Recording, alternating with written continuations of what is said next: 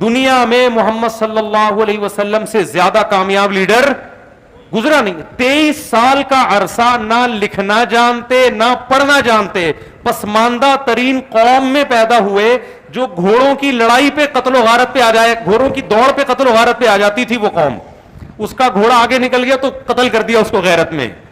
ایسی قوم جو نہ لکھنا جانتی اور نہ پڑھنا, ریگستانوں کے بیچ میں تو وہ قوم رہتی ہے, تہذیب و تمدن سے دور, نہ اس کے پاس ریاست نہ خلافت, اور جو لیڈر ہے وہ بھی نہ لکھنا جانتا اور نہ پڑھنا جانتا, جس کی پیدائش سے پہلے باپ فوت ہو گیا ہو, جو پیدا یتیم ہوا ہو. 23 سال کے عرصے میں اگر یہاں بیٹھا ہوں تو یہ کس کا کمال ہے؟ محمد صلی اللہ علیہ وسلم کا.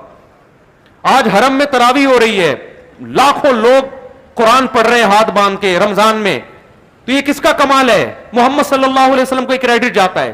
آج ہم نہاتے ہیں, صاف کپڑے پہنتے ہیں, پوری دنیا میں صرف مسلمان ہیں جو استنجا کر کے پانی استعمال کرتے ہیں. یہاں تک کہ وہ جو شاور جو واش روم میں لگتا ہے اس کو لوگوں نے نام مسلم شاور کا دے دیا. میرے گھر والے مجھے کہنے لگے مسلم شاور لگا دیں, ہمارے تو لوٹا سسٹم چل رہا ہے نا.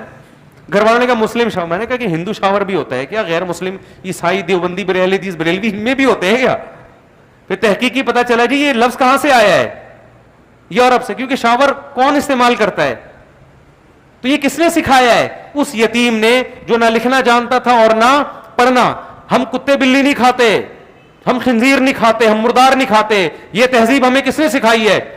دنیا میں تقریباً 1 ارب سے زیادہ انسان ہیں جو کتے بلی نہیں کھاتے. ان کو یہ تہذیب کس نے سکھائی؟ اس یتیم نے 23 سال میں سکھا دی.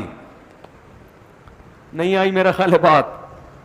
تو آپ سے زیادہ کامیاب لیڈر کون ہو؟ ہم اگر اپنی بیویوں سے وفا کرتے, ہم میں زنا نہیں ہے, ساری زندگی عورت کے خرچے اٹھاتے, انگریز نہیں اٹھاتا, انگریز نہیں اٹھاتا. ہندوؤں میں بھی اب بیوی خود کما رہی ہے, میاں خود مسلمانوں کا فیملی سسٹم اب تک دنیا میں سب سے زیادہ مضبوط ہے. تو یہ گائیڈ کس نے کیا ہمیں؟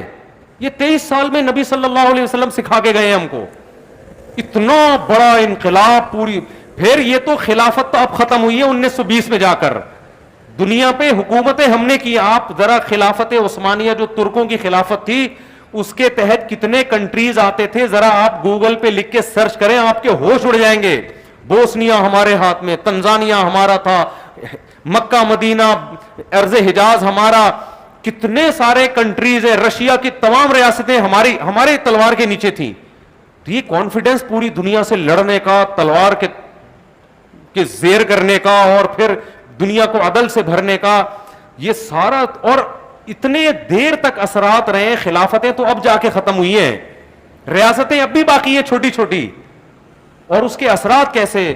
میرے بھائی دنیا میں محمد صلی اللہ علیہ وسلم سے بڑا کامیاب لیڈر کوئی بھی نہیں. اتنے ایفیکٹو, اتنے مؤثر, اور جس طرح آپ کی تعلیمات محفوظ ہیں ایسے کسی لیڈر کی تعلیمات محفوظ نہیں. بخاری اٹھا کے دیکھو, مسلم اٹھا کے دیکھو, سنن نسائی اٹھا کے دیکھو, ترمذی اٹھا کے دیکھو, ایک ایک چیز کی سند, حدثنی فلان قال حدثنی فلان قال حدثنی فلان. امام بخاری کہتے ہیں مجھ سے فلاں نے بیان کیا, مجھ سے فلاں نے, مجھ سے فلاں نے, مجھ سے فلاں نے, اور وہ فلاں فلاں کرتے کرتے عبداللہ بن مسعود, اور کہتے ہیں محمد صلی اللہ علیہ وسلم نے یہ فرمایا. وہ 2 لفظ فرمائے ہوں گے.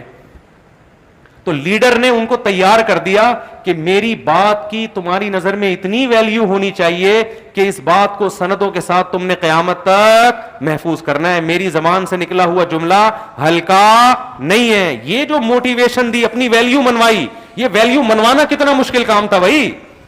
اس زمانے میں ریکارڈنگ سسٹم نہیں تھا, ویڈیو کیمرے نہیں تھے, آڈیو ریکارڈنگ نہیں تھی. کیسی ریکارڈنگ کا انتظام کیا؟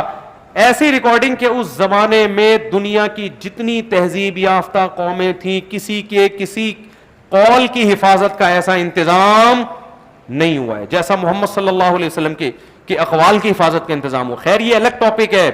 تو اس لیے محمد صلی اللہ علیہ وسلم جو لیڈر تھے نا, تو آپ کے لیڈر میں ہمیں برداشت بھی ملتی ہے, گراؤنڈ ریئلٹی کو دیکھ کر فیصلہ کرنا بھی ملتا ہے. تو آج مسلمان نہ سیرت کو سیرت کے طریقے سے پڑھتا ہے, نہ سمجھتا ہے, اور نہ اس کو فالو کرتا ہے.